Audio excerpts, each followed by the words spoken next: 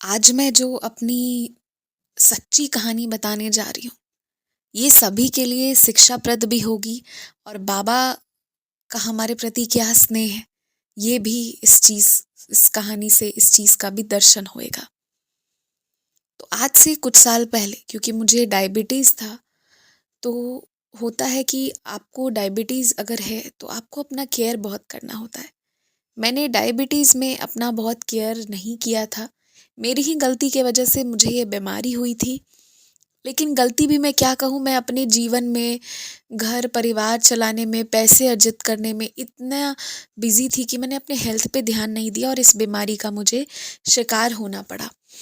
लेकिन चलिए, ये भी बहुत लोग होते हैं तो भी यहाँ पे भी रुक जाती हैं चीज़ें, पर मेरे साथ ऐसा नहीं हुआ। मेरे से गलती ये हुई कि मैंने दवाई वगैरह पे बहुत ध्यान नहीं दिया, समय से खाती नहीं थी मैं दवाइयाँ, और उसके अलावा थोड़े बहुत मीठे भी खाने मैंने शुरू कर दिए। मुझे अपने ऊपर काबू रखना, सबूरी रखना नहीं आया था। सबूरी का मतलब सिर्फ इंतज़ार करना नहीं होता है। जब हमें किसी चीज़ की बहुत तलब हो, बहुत तड़प हो ना, तो उससे अपने आप को बचा कर रखना भी सबूरी रखना होता है, जो मुझे समझ नहीं आता था। और हमेशा बाबा मुझे सबूरी सबूरी सबूरी कहते थे।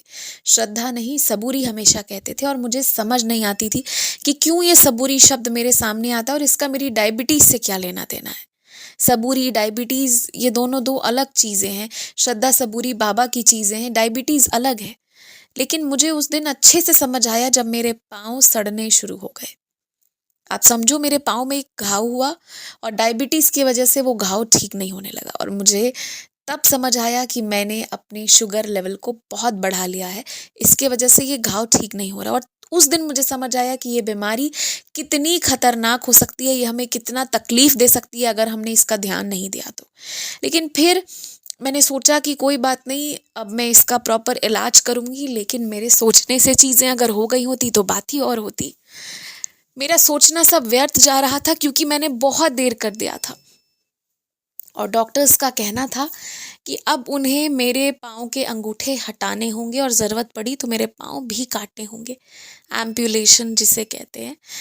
और ये करना ज़रूरी था, नहीं तो फिर मेरे शरीर को नहीं बचाया जा सकता था। उस दिन मुझे समझ में आया कि वाक़ई ये बीमारी, नॉर्मल जो बीमारी होती है ना, बड़ी बीमारियाँ जो एक ही बार होती हैं, उससे ज़्यादा खतरनाक है, क्योंकि ये धीरे-धीरे रहती हैं। ये वैसे दुश्मन है ना, जो शांत है, पर अगर उग्र हो गए ना, तो सब कुछ नष्ट कर सकते हैं। ये बीमारी वैसी कुछ होती है। और फिर मुझे समझ आने लगा कि ये जो मैं कभी थोड़े बहुत आइसक्रीम खा ली, थोड़ी बहुत टॉफ़ीज़ खा ली और सोचती अरे ये तो थोड़ी बहुत है, ये थोड़ी बहुत नहीं थी। ये मेरी दवा की साइज़ जितनी बड़ी टॉफ़ीज़, वो आज मेरा जीवन बर्बाद करने जा रही थी। पाँव के अंगूठे हटाने पड़ेंगे और ये सर्जरी करनी होगी। ये सब सोचकर मेरा मन बहुत विचलित हो गया था। मैंने बहुत बाबा के आगे बहुत रोई, तब मुझे सिर्फ सबूरी नज़र आती थी, और तब मुझे समझ आता था कि क्यों बाबा कहते थे सब्र रख, मत हाथ लगा इन मीठी चीज़ों पर, ये तेरे लिए अभी नहीं है। खैर, अब जो हो गया था सो हो गया। मैं अस्पताल में लेटी हुई थी और मेरी सर्जरी और सारा डिसीजन सब ले लिया गया था। बड़ी सारी टेस्ट हुई थी, सब बहुत दुखित भी थे। उम्र इतनी भी ज़्यादा नहीं थी कि अभी से ऐसे कष्ट देखने पड़ते। जहाँ मुझे इतना कुछ करना था, एक सिंपल सरल, जो मैं गाँव से उठ के वहाँ से इतने कष्टदायक समय से और एक पुराने समय से निकल कर इस शहर में आई, अभी इतना कुछ था करने को, लेकिन अब जीवन लग रहा था कि शायद एक बिस्तर और एक कमरे में ही सिमट कर रह जाएगा। किसी पिछले जन्म का ही कोई बुरा कर्म होगा जो मुझे अब भुगतना होगा। मैं बहुत डर चुकी थी और मुझे आगे कोई रास्ता नहीं नज़र आ रहा था, लेकिन मुझे मेरे साईं नज़र आ रहे थे। मैंने अपने हस्बैंड से बहुत कहा कि क्या हम एक बार बाबा की मंदिर चल सकते हैं प्लीज़? तो उन्होंने कहा कि नहीं, अभी हॉस्पिटल में अब सर्जरी के पहले वो तुमको और हमको अलाउ नहीं करेंगे, और ये सिर्फ तुम्हारी मेरी बात नहीं है, घर वालों की भी बात है। अगर मैं तुमको लेकर भी जाता हूँ अभी, तो सब सोचेंगे कि मैं मतलब ऐसा क्यों कर रहा हूँ, जो भी है, तो मैं ऐसा नहीं कर सकता, और तुम्हारे लिए ये बिल्कुल सही नहीं, क्योंकि अगर इन्फेक्शन हो या कुछ और हो, तो क्या पता अंगूठे की जगह पूरे पाँव ही हटाएं या कुछ भी करें, क्योंकि मेरी वो प्रॉब्लम थम नहीं रही थी, वो लगातार बढ़ती जा रही थी। तो मैंने भी फिर कहा ठीक है, और मुझे पता था समय बहुत कम है, अगले ही दिन मेरी सर्जरी होएगी शाम होते होते तक, और बहुत कुछ बदल जाएगा। अभी सिर्फ एक अंगूठा हटा रहे हैं पर यहीं से शुरुआत होती है, फिर पैर भी हटने में देरी नहीं लगती। और मेरी तो मतलब शरीर जो थी वो शायद मेरा ना साथ छोड़ती ही जा रही थी, मुझे ऐसा लग रहा था। और अब मुझे अपनी हर गलती मेरी आँखों के सामने नज़र आ रही थी और मेरे साईं नज़र आ रहे थे जो बार बार मुझे गलतियां करने से रोकते थे, व्यायाम करने कहते थे। मेरे साईं मुझे नज़र आ रहे थे जो हमेशा मुझे ये जो चीज़ें मेरे शरीर के लिए हानिकारक है उससे दूर रखना चाहते थे। ऐसा मेरे साथ अक्सर हुआ है कि जब भी मैंने पहला रसगुल्ला लिया है वो मेरे हाथ से छूट के गिरा है। और ऐसा कितनी बार हुआ है मुझे सब उस दिन मेरी आंखों के सामने याद आए। और ये हुई है ये चीज़ मेरे साथ, मैं सच कहती हूँ। लोगों को भरोसा नहीं होता पर मेरा पहला मिठाई हमेशा छूट के गिरा है। और ये बाबा का इशारा होता था मत खा, पर मजाल है कि मैं सुन लूँ बाबा की बात। पर उस दिन मुझे लग रहा था कि आज मैंने जो भी खाया है उसके बदले जो मैं खोने जा रही हूँ, जो मैं कीमत चुका रही हूँ। तो भी मैं बाबा से बोली कि बाबा तेरी बेटी हूँ, गलती कर दी, पर क्या इसकी इतनी महंगी कीमत चुकानी पड़ेगी? कुछ तो हो सकता है साईं, कहीं से तो कुछ भी तो हो सकता है। अगर तो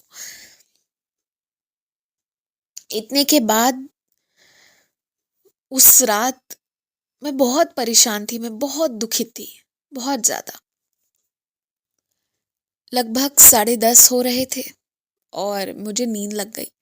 मेरी नींद खुली तो मेरे हस्बैंड ने मेरे हाथ में ऊदी ला करके दिया और बोला कि ये लो, ये तुम साईं मंदिर से मैं ऊदी लाकर तुमको दे रहा हूँ। ये तुम ऊदी जो है इसको तुम अपने पास में रखो। तुम मंदिर जाना चाहती थी, तुम नहीं गई तो मैं गया हूँ, मैं लेकर आया और मुझे प्रसाद वगैरह लाकर दी। उस प्रसाद में भी मीठा था और थोड़ा सा था वो मीठा। मुझे हालांकि मीठा खाना मना था, पर उस दिन मैंने प्रण लिया कि अब मैं मीठा नहीं खाऊंगी, लेकिन ये बाबा का प्रसाद है, अब मैं सिर्फ बाबा का प्रसाद खाऊंगी मीठा, और मैं कुछ नहीं खाऊंगी। उसी अस्पताल के बिस्तर पर अब तक मैंने प्रण नहीं लिया था, पर वो प्रसाद देखकर मेरे मन में ये जागृति आई और मैंने प्रण लिया कि मेरी शरीर के लिए जो भी चीज़ें नुकसान देंगी वो मेरे दुश्मन है, वो मेरे स्वाद के लिए नहीं है। कोई भी ऐसा खाना नहीं है जो स्वाद के लिए मुझे उपयोग करेगा, मेरी शरीर को उपयोग करेगा नहीं। उस खाना का मंजिल जो भी होगा, पर मैं नहीं, मेरा शरीर, मेरी जीवा नहीं होगी। उसका मंजिल कुछ और, कहीं और, कोई और हो सकता है, मैं नहीं। और ये सब सोचते हुए मन ही मन बाबा के स्मरण करते हुए मैंने बाबा की उस प्रसाद को खाया। मैंने ऊदी जो है उसको अपने पास में रख लिया। उसके बाद मैं आपको बताती हूँ, मुझे नींद लगी और मैं सो गई। मैंने देखा कि सरहाने से कोई मेरे हस्बैंड के ही हाथ जैसा किसी का हाथ है जिसने मेरे सराहने पे हाथ रखा, और उसके बाद उसका हाथ सिरहाने से निकल के मेरे पाँव पे गया। मैंने ये महसूस किया और मैं एक ऐसी अवस्था में थी जहाँ मुझे उस व्यक्ति से डर भी नहीं लग रहा था, पर मुझे पता भी नहीं था कि वो कौन है। ये इतना सा मैंने सपने में देखा होगा और मुझे कुछ भी याद नहीं। इसके बाद अगले दिन जब डॉक्टर्स आए, सब कुछ सारा सब कुछ हो गया कि अब सर्जरी होगी, जो भी होगी। पर एकदम से जब उन्होंने जो, क्योंकि इस तरह की सर्जरी के पहले ऑब्जर्वेशन में रखा था जिसमें मैं लगातार पुअर परफॉर्म कर रही थी, लेकिन एकदम से वो जो सुबह थी जब डॉक्टर्स ने देखा तो उन्होंने एकदम से पाया मेरे पैर का कालापन और मेरे पैर में जो वो थी, जो घाव थी वो बहुत आधी लग रही थी, एकदम आधी। मतलब ऐसा लग रहा था ना, कोई भी देख के बोल देगा कि अरे ये तो इतनी नहीं थी, इतनी कम कैसे हो गई। एक रात की बात मैं आपको बताती हूँ, ये मेरे साथ साक्षात हुआ चमत्कार है। और ये देखकर फिर सबने कहा कि हम थोड़े ऑब्जर्वेशन पीरियड को एक्सटेंड करते हैं, हम ये सर्जरी अभी नहीं करेंगे क्योंकि यहाँ रिकवरी का उम्मीद है कि यहाँ पे रिकवरी हो जाएगी। जहाँ उम्मीद है फिर वहां पर बिगाड़ेंगे नहीं, हम मेरे शरीर को मुझसे अलग नहीं करेंगे। और आप यकीन मानो, जो मैंने देखा था ना रात में कि सिरहाने के नीचे किसी ने हाथ रखा और फिर मेरे पाँव के पास कोई गया है, मेरे सर के नीचे जो ऊदी की पैकेट रखी हुई थी, मैंने जब रखी थी तो मेरे हस्बैंड मुझे 2 पैकेट लाके दिए थे, पर उसमें से एक पैकेट गायब थी, वो एक पैकेट थी ही नहीं। अब मुझे लगता है कि वो मेरे साईं आए थे जिन्होंने उसमें से ऊदी निकाल कर लगाया, क्योंकि मैं तो डायरेक्ट नहीं लगाती, मुझे ऑब्जर्वेशन में, मुझे तो पूरा ट्रीटमेंट के लिए रखा हुआ था, उस पर तो मैं अपनी मर्जी से छू भी नहीं सकती थी अपने पाँव, तो कुछ और लगाना तो बहुत अलग बात है। पर बाबा की कृपा, बाबा की आशीर्वाद इतनी कि उस ऊदी को जिसको मैंने महज सिरहाने पर रखा था उसमें से एक पैकेट गायब होती है सुबह तक, लेकिन मेरा पाँव आधा रिकवर हो चुका था, अपने आप से ठीक हो गया। और मुझे ऑब्जर्वेशन पीरियड में फिर रख दिया गया, मुझे घर भेज दिया गया और मुझे 2 हफ्ते और छुट्टी लगाने पड़े। और इन 2 हफ्तों के बाद आप यकीन मानो मेरा जो पूरा पाँव है वो इतना रिकवर हो गया कि उसे फिर काट कर हटाने की कोई ज़रूरत नहीं पड़ी और धीरे धीरे करके मेरा वो घाव बिल्कुल ठीक हो गया।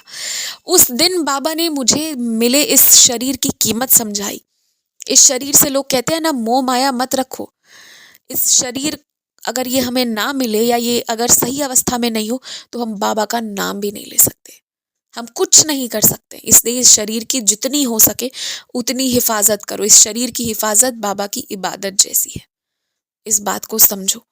और बस इसी के बाद साईं की कृपा से मैंने कभी फिर अपने हेल्थ को लेकर मजाक नहीं किया, कभी भी नहीं।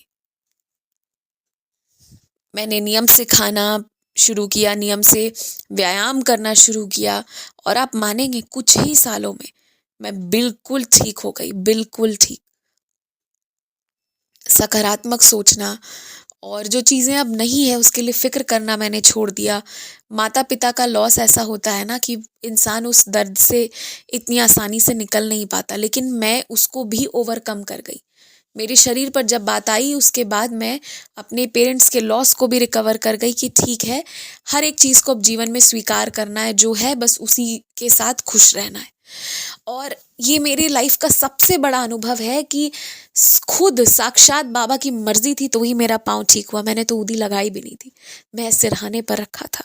बस बाबा को ठीक करना था, इसलिए ऊदी बाबा के मंदिर से होते हुए आई मेरे पास तक। नहीं तो फिर मुझे नहीं पता कि आगे और क्या क्या मेरे साथ बुरा होता, लेकिन बाबा ने बस मुझे बचा लिया। और मुझे हॉस्पिटल में रखकर मुझे ये डरावना दृश्य दिखाकर और लगभग वो एहसास कराकर कि पाँव की एक उंगली ना हो तो कैसा लगेगा, ये भी समझा दिया कि हमें गैर जिम्मेदार नहीं होना चाहिए। जब हमारे परिवार, बच्चे, बड़े, हस्बैंड वाइफ, छोटे बच्चे सब एक दूसरे को जब कहते हैं ना कि ये काम करो और ये काम मत करो, जैसे मेरे हस्बैंड मुझे कहते अंधेरे में मोबाइल मत चलाओ, या मेरे बच्चे कहते कि माँ थोड़ा टहल लो या चाहे थोड़ा कुछ सही चीज़ खा लो, मीठा मत खाओ, तो बड़ी चिढ़ होती। लगता कि जो कह रहे हैं ना क्यों इतना रोक टोक रहे हैं, जीवन भर की बात है, कभी कभी तो चलता है, पर अब मुझे लगता है हमें सुनना चाहिए। ये जो लोग हमसे प्यार करते हैं ना, बस यही कुछ लोग हैं जो हमें सही सलाह देंगे, इसलिए हमें इनकी सलाह हमेशा माननी चाहिए। अगर मैं मानी होती तो मैं अस्पताल में नहीं होती, पर अब मुझे लगता है चलो अच्छा हुआ मैंने नहीं मानी सलाह, में अस्पताल भी पहुंची पर बाबा के दर्शन तो मिले। तो मेरा बस यही है कि बाबा पे बहुत भरोसा रखिए, क्योंकि बाबा ऐसे है ना कि बाबा ने मुझे क्यों ठीक किया, क्यों छोड़ दिया कि चल तेरे साथ बुरा नहीं होगा, क्योंकि मेरी भक्ति में ईमानदारी थी। मैं उनके प्रति कर्म करती थी। हाँ, मैंने अपने शरीर के प्रति कुछ कर्म नहीं किया था, लेकिन फिर भी मैं बाबा के साथ ईमानदार थी, हर दिन बात करती थी, मेरी हर भावना बाबा के लिए सच्ची थी और बाबा ने उस चीज का कदर करते हुए मेरी रक्षा करी। जय साईं राम।